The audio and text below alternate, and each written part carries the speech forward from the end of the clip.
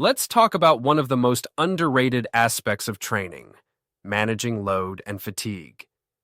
Because anyone can train hard, but if you want to train smart, stay healthy, and keep progressing, you need to understand the balance between stress and recovery. Training load is essentially the total amount of work your body is doing.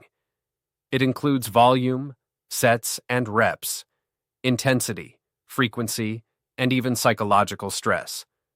The heavier or more frequent the sessions, the greater the load.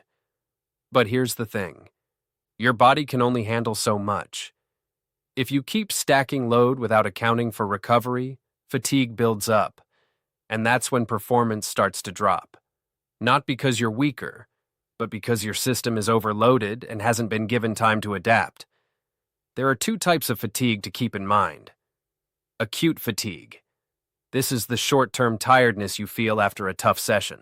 It's normal and usually resolves within a few days. Accumulated fatigue.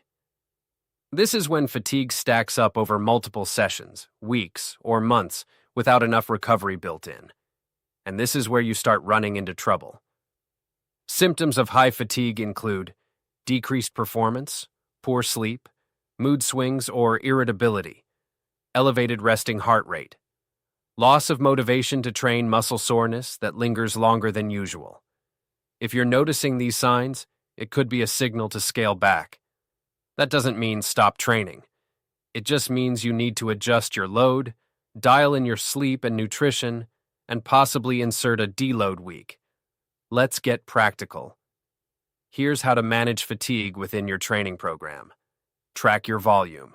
Know how many sets, reps, and sessions you're doing per week. Waive your intensity. You don't need to go heavy every day. Have light, moderate, and heavy days. Insert deload weeks. Every 4 to 6 weeks. Back off intensity and volume to allow recovery. Auto-regulate. Learn to listen to your body. If your bar speed is down, you're not recovering between sets, or your warm-up feels heavier than usual, it might not be the day to push. Another tool that helps manage load is rate of perceived exertion, or RPE. This is a 1 to 10 scale based on how hard the set feels. A set at RPE 10 means you couldn't have done 1 more rep. RPE 8 means you could have done 2 more. Using RPE allows you to regulate load based on how you feel that day, not just what's on paper. You can also look at volume load. That sets X reps, X weight. It gives you a sense of how much total work you're doing, and you can adjust up or down depending on your goal and recovery. Now let's talk about overtraining. This is what happens when training load exceeds your body's recovery capacity for too long. Not just days, but weeks or months. It's not just soreness or tiredness, it's full-on system breakdown. Overtraining symptoms include decreased performance, even with consistent effort, constant fatigue, depressed mood or anxiety, frequent illness or injury, hormonal imbalances, loss of appetite or body weight. And it's important to distinguish overtraining from overreaching.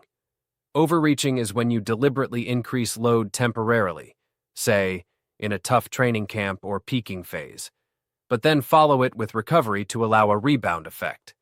If managed right, overreaching can boost performance. But if you don't recover in time, it leads to overtraining. So how do you stay on the right side of the line? You need planned recovery built into your training. And that means sleep, 7 to 9 hours a night. No compromises. Nutrition. Fuel your training. Recover with protein and carbs, and stay hydrated. Deloads.